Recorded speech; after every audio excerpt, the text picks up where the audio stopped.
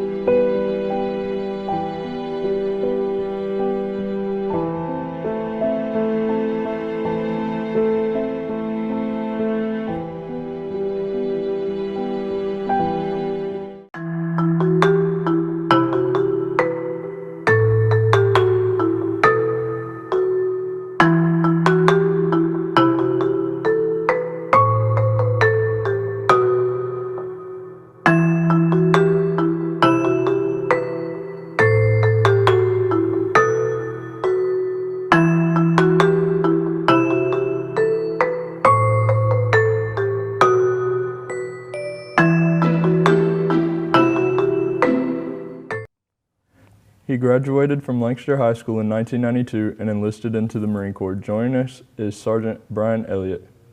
So, thank you for coming on the show. Thank you. So just talking about starting off, what type of kid were you in high school? I was pretty wild, just like the average kid, I guess. Was big on spirit and having fun here at school and enjoying my last days here in high school. All right. Did you plan on enlisting? I did not. I had a friend who taught me into going through the buddy system with him, and that's when I signed up, and he ended up dropping out, and I went by myself. So you would say that's what motivated you? I guess the idea of being a Marine always has motivated me, just like it probably would anybody else. But you know, the few, the proud, you know, and I wanted to be a part of it, and I wasn't necessarily mentally prepared to go, but I learned quickly how to be once you got there. So. All right. What did your friends and family think about you enlisting? You know, they really didn't really say anything, which was kind of surprising. They had, you know, reservations, especially my mother, because mothers don't want their sons going to fight in the military. But overall, everybody supported me. Did you think they expected it? No. So you went to Parris Island, right? I did. For your Yep. basic training. I did.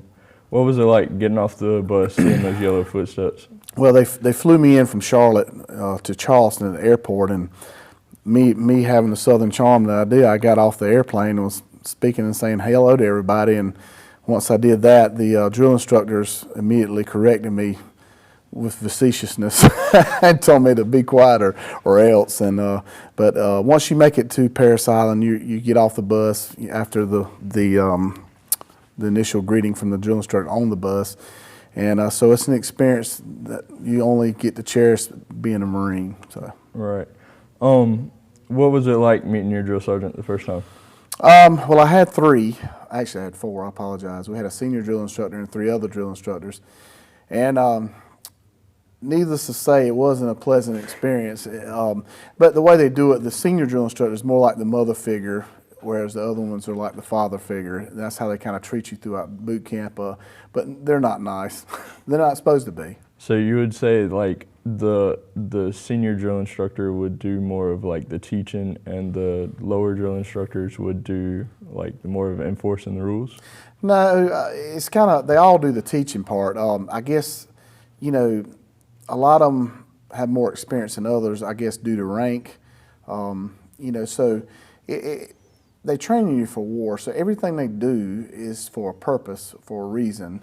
And you may not know that as a recruit, but believe it or not, they're training you for in case you get captured by the enemy. So they're not trying to be nice to you, but they're training you mentally for that, but also training you how to fight on the battlefield, test for mines. Little things that you do will surprise you. So they have a reason for everything. So you said you were in during wartime. Did you think you were going? Back when Saddam Hussein was really causing a lot of problems with the world, there's a few times that we got called up on they call them morts, where you get ready to go fight and you don't know what you're going for. You kind of assume it, and there was a couple times where we almost had to go in and, not just my units or my battalions or even my division, but all across the board. But only the president and the hierarchies know what you're going to do. But we all knew that Saddam was causing a problem at the time, but we never went at that time. Could you tell your families where you were going? Could not. Really? That must have been hard. It is. It's part of the job knowing that as a Marine, but it's just part of it. You can't tell anybody then. So during training, did you have a favorite exercise that y'all did, like any training exercise? You talking about physical fitness? I mean, not even just physical fitness, anything. I hated physical fitness. I still hate it to today. But needless to say, I love being in the field because I felt like I was at home in the woods, and I love to blow stuff up because you didn't go to jail for that because you were a Marine. So we got to experience blowing up tanks, missile training, tow missile training, what I prefer, and so getting to shoot all these high ordnance rounds and guns is pretty fun, So you can't do that as a civilian. Had you shot weapons before you enlisted? Well, I've always been an outdoorsman. I've hunted and fished and stuff in my life, but shotgun and rifles all you have as a civilian. But when you're 18 years old and they hand you a missile to blow up a tank, it's pretty good. Did you get any injuries in basic training? I had a little few scuffs, but I think all Marines that are in training, especially boot camp, and I'll tell you a quick story. I was in the woods or the field, and I got up to go use the bathroom in the middle of the night, and I stumped my toe on a root on a tree. It messed my toe up pretty bad, so it kept me out of physical fitness for a few days. But so stuff like that. But that was my fault, But other than that, you see people get hurt, but usually not. They take care of you in boot camp, believe it or not, because they want you to. All right. How long was your basic training? I think it was a little over 3 months because I had to wait for a platoon to pick up, and they fly people in all over the country to pick up for a battalion. So we had to wait a couple extra weeks when I got there, so a little more than 3 months. Did you go to MEPS at all? I did. MEPS, obviously is for medical, see if you can clear to be in the service, whether you're in the Marines or not. It doesn't matter what branch, you got to go through MEPS training, and it was pretty easy. What was your experience there? Nothing really. I mean, probably the last part of it when you swear in to be a Marine is probably the most exhilarating part. And at that point, you knew it was real. Right. Was your family there with you when you swore in? No. No? No. Okay. How hard was your basic training? For me, on a scale of 1 to 10, I'd say it was at least a 9 to 10, but it's only because I didn't know what to expect, and every moment was a different thrill or a different objective. So it was hard, but it was fun. I loved it.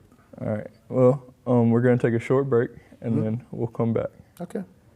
When we return, we'll find out about Sergeant Elliott's time in Los Angeles. We'll be right back.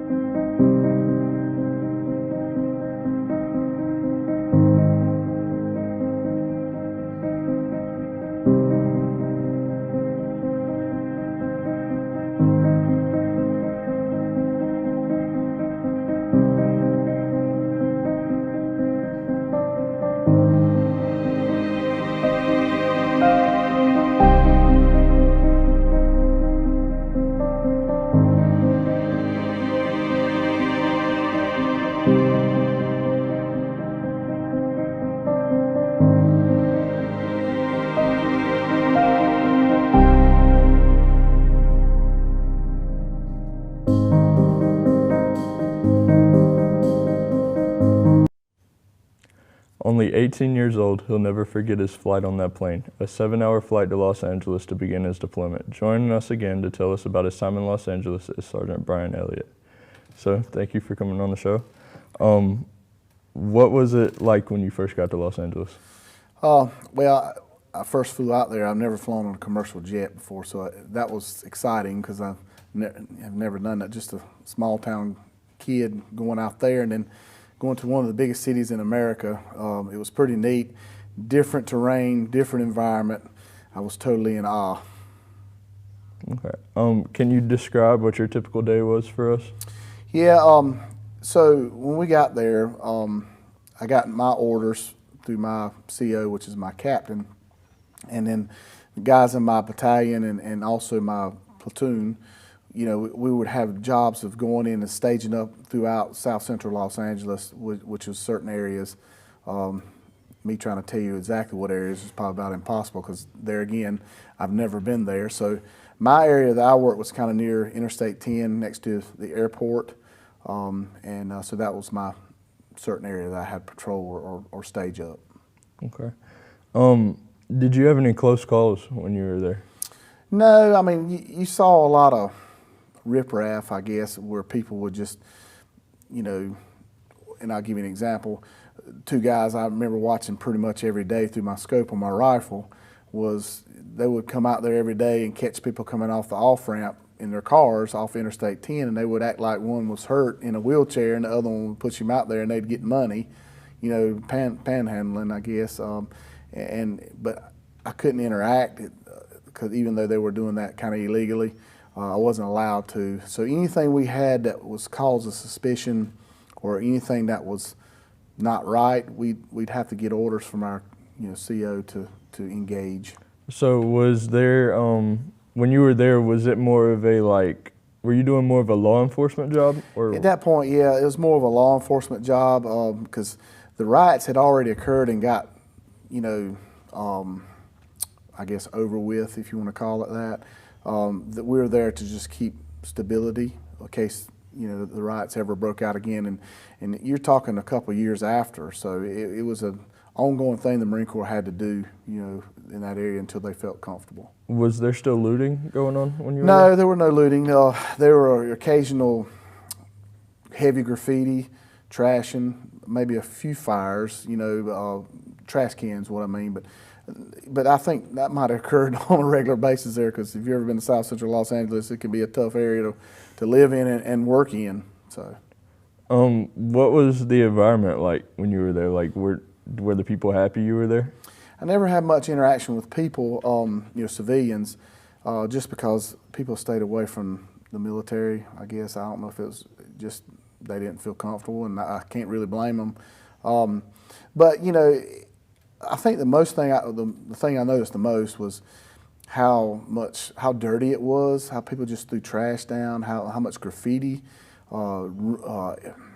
episodes where people had tried to burn down buildings. You'd see the smoldering buildings, with smolder all over it. So it was different. It wasn't pretty to see. Did you believe in what you were doing when you were there? I did. I mean, as a Marine or as a military soldier, you're there to do what the military tells you, your job. Now, whether it's right or wrong, I'd have to believe it's right because we're the United States and we don't believe in doing things wrong. I'm not saying our country's perfect, but from a military standpoint, we do our job. We don't question it. So you just do what you're told, no thought. Yep. Did you see anybody get any injuries, or did you get any injuries when you were in Los Angeles?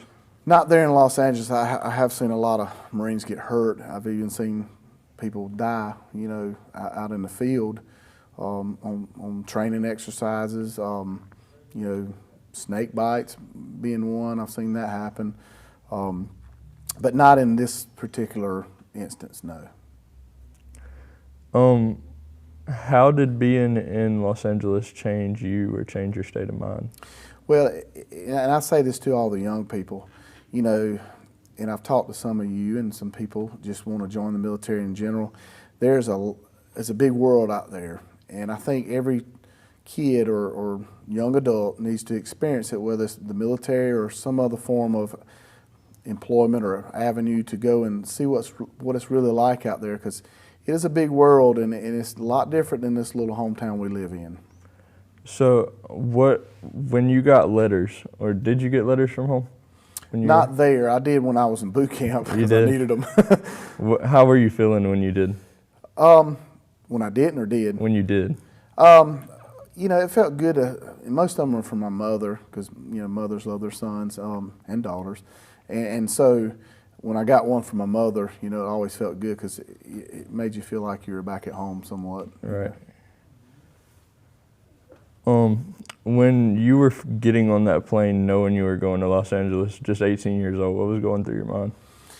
Well, excitement being one, and the other is the fact that I was off to a new adventure that could be dangerous or not, but I was with open arms and trying to embrace it. So you said that was your first time being on a plane, right? Mm-hmm. Did you make any friends while you were there? No, they flew us out in the middle of the night, and I think at that time, I don't know about now, but at that time they tend to fly the military when the flights are cheapest because the military had to pay for it. So we flew late at night. Do you remember what airline it was? I don't, to be honest with you. All right, well, we're going to take a short break, Sure. And then we'll be right back. When we return, we'll learn about life for him now after he came back home.